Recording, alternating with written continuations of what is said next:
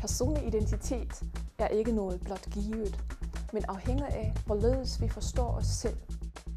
Det, vi forstår og vurderer os selv i forhold til, det er især, hvad vi selv gør, men også, hvad vi selv føler og tænker. Personlig identitet kan imidlertid hverken reduceres til det, vi selv gør os til, eller til det, andre siger i os. Aktivitet og passivitet spiller sammen på sådan en måde, at man på den ene side bliver sig selv gennem det, man selv gør, men på den anden side ikke blot kan konstruere sin egen identitet. Ens identitet og selvforståelse har med selvvurdering at gøre.